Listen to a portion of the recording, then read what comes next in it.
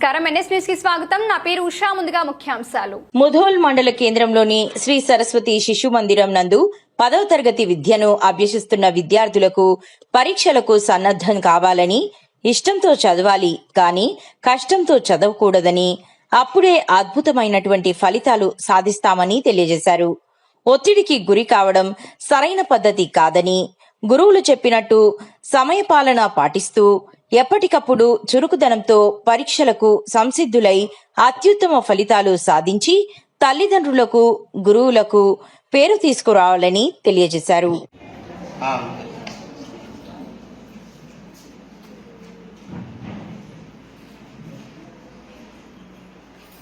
Social justice for world human rights council national chairman doctor Koppula Vijay Kumar గారి ఆదేశానుసారం ఈరోజు శ్రీ సరస్వతి శిశు మందిరం ముధోల్ శాఖకు మా యొక్క ఆర్గనైజేషన్ తరఫున తెలంగాణ రాష్ట్ర సమాచార హక్కు చట్టం చైర్మన్ అయినటువంటి డాక్టర్ సాపకొండర్ అనేటువంటి నేను మీ ముందుకు రావడం జరిగింది. మరి ఈ అవకాశాన్ని కల్పించినటువంటి శ్రీ సరస్వతి శిశు మందిరం పాఠశాల అధ్యక్షులు సంజీవ్ గారికి, అదేవిధంగా కార్యదర్శి నిషికాంత్ గారికి, మరియు ఇన్ఛార్జ్ హెడ్ మిస్ట్రెస్ స్వప్న శర్మ గారికి, అదేవిధంగా పాఠశాల ఉపాధ్యాయేతర బృందానికి ప్రత్యేకంగా మా ఆర్గనైజేషన్ తరఫున ధన్యవాదాలు తెలియజేసుకుంటున్నాను.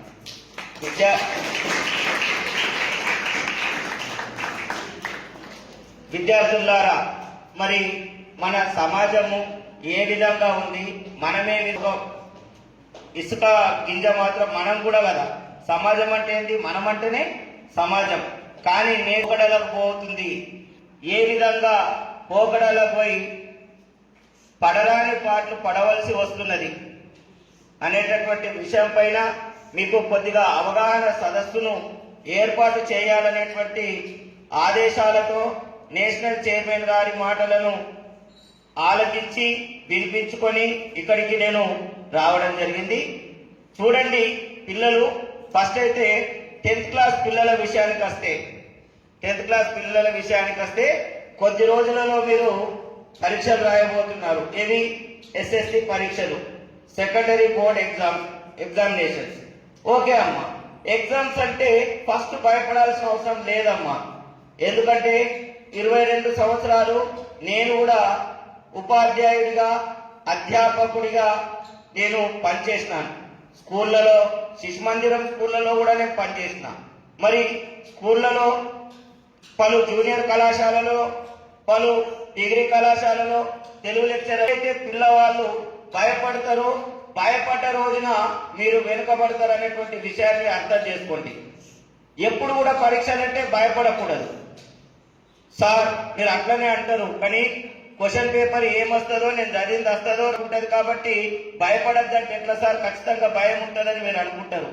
కానీ భయం అనేటువంటిది ఏ కోశాన లేకుండా మీరు ముందుకెళ్తే ఖచ్చితంగా విజయం మీరు సాధిస్తారు. ముధోల్లో టాప్ గా నిలవడమే కాదు, అవసరమైతే నిర్మల్ జిల్లాలో టాప్ గా నిలుస్తారు. ఎందుకనంటే ఇది వట్టి స్కూల్ కాదు, శిశు మందిరం స్కూల్. దీంట్లో ఉన్నటువంటి సంస్కృతి, సాంప్రదాయాలు, ఆచార వ్యవహారాలు, కట్టుబాట్లు అనేటువంటి మరెక్కడ ఉండవు. పద్ధతి కలిగినటువంటి స్కూలు శిశు మందిరాలు. కాబట్టి విద్యార్థులారా, మీకు ఏం చెప్తున్నానంటే భయం అనేటువంటిది విడండి.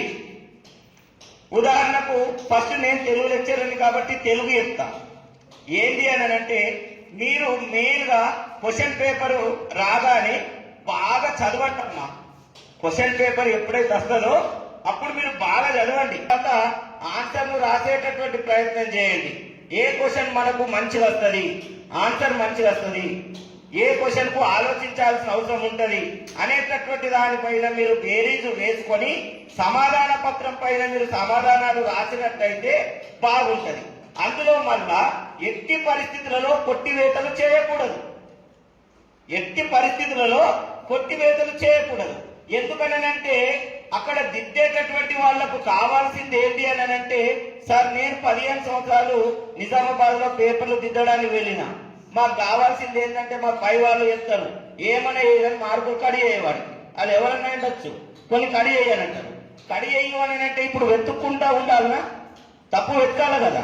కాబట్టి నేను మీకేమంటున్నానంటే కొట్టివేతలు చేస్తారంటే తప్పు నువ్వే దొరికి ఒక బాబు నేను గీనే ఉన్న తప్పు చేసినా నాకు మార్కులు కడియాయి అని మీరే చూపించిన వాళ్ళు అవుతారు.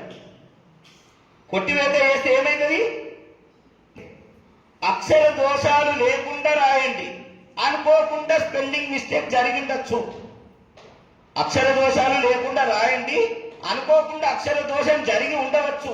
అక్కడ అక్షరం ఇక్కడ, ఇక్కడ అక్షరం అక్కడ రాయాల్సి ఉండగా మీరు తడబడి అటు ఇటుది ఇటు అటుది రాసింది అనుకుందాం. సరే, అది అట్లనే ఉండదు. కానీ కొట్టివేత చేస్తే ఏమైతున్నది? కనబడుతున్నది. అదే అట్లనే ఉంటే ఆయన కళ్ళ కనబడచ్చు, లేకపోతే లేదు. అదేవిధంగా ఎప్పుడైతే క్వశ్చన్ పేపర్ ఆన్సర్ షీట్ తీసుకుంటారో వీలైనంత మట్టుకు 4 దిక్కుల మార్జిన్ కొట్టండి. వీలైనంత మట్టుకు 4 దిక్కుల మార్జిన్ కొట్టండి. అంటే ఆ దిద్దేటటువంటి వాడికి పేపర్ అనేది ఎలా కనబడాలనంటే శోభయామానంగా కనబడాల, అందంగా కనబడాల.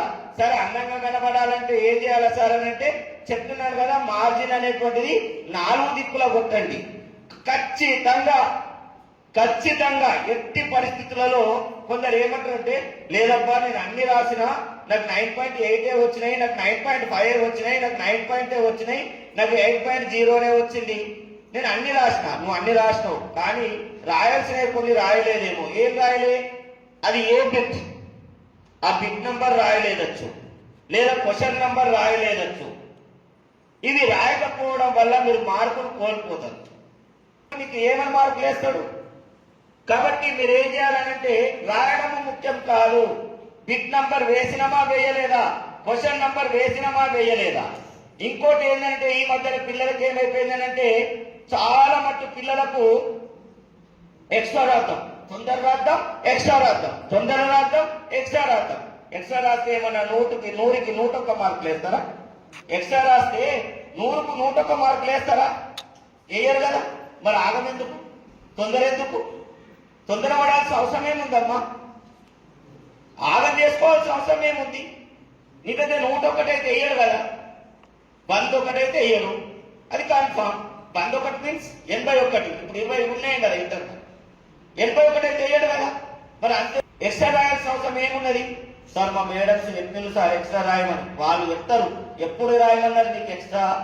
నీవు మొత్తము నీ పద్ధతిగా 40 మార్కుల పేపరు 80 మేడం 80 కదా, డైరెక్ట్ 80 అయింది కదా. ఇప్పుడు 80 మార్కుల పేపరు పద్ధతిగా నువ్వు నింపిన తర్వాత చివరి ఒక 15 నిమిషాలు మిగిలించుకునేటటువంటి ప్రయత్నం చేసి నీకు దేని మీదన్నా అనుమానం ఉంటే అప్పుడు నువ్వు ఎక్స్ట్రా రాయి.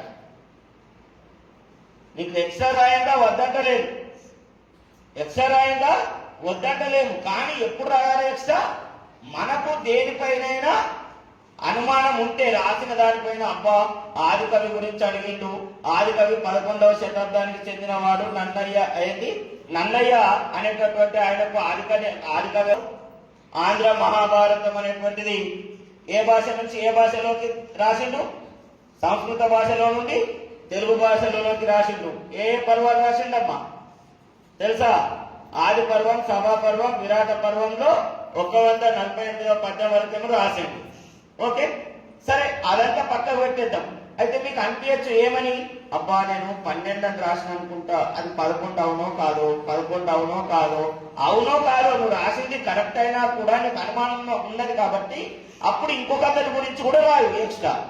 అయితే దీనికి మార్కులు ఒకవేళ తక్కువైనా కూడా దానికి మార్కులు పడే అవకాశం ఉంటుంది. కానీ నువ్వు కావాలని ఎక్స్ట్రా రాయడం కోసం ప్రయత్నము చేయవద్దు. కావాలని ఎక్స్ట్రా రాయడానికి ప్రయత్నం చేయొద్దు.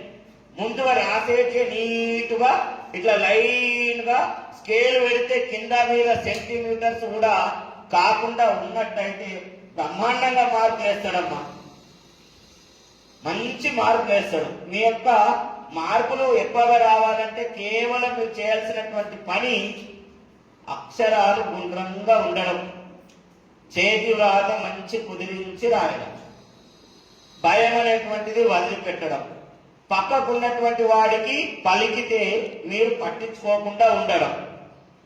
ఎవరన్నా రాని పైనుంచి ఫ్లై స్క్వాడ్ వస్తున్నది, రాని ఫ్లయింగ్ స్క్వాడ్ రాని ఇంకెవరన్నా రాని, నువ్వు ఎవరి గురించి పట్టించుకోవద్దు. మనకు అంటే రావు. నకలు కొట్టినోడికి పెంపెట్టేని ఎట్లా వస్తాయమ్మా? ప్రశ్నపత్రంలో ఏమనుందో చూడండి. వరుస క్రమంలో ప్రశ్నపత్రం వరుస క్రమంలో సమాధానాలు రాయండి అని ఉంటుంది. అంటే ఫస్ట్ బిట్ అయిన ఇక్కడ సెకండ్ బిట్, సెకండ్ బిట్ అయిన ఇక్కడ థర్డ్ బిట్, థర్డ్ బిట్ అయిన ఇక్కడ ఫోర్త్ బిట్. నకలు చిట్టీలు రాస్తాడు, ఎట్లా రాస్తాడు? అది మానేసేసాయి. అవన్నీ చూసి ఇంకా మీరే కొద్దిసేపు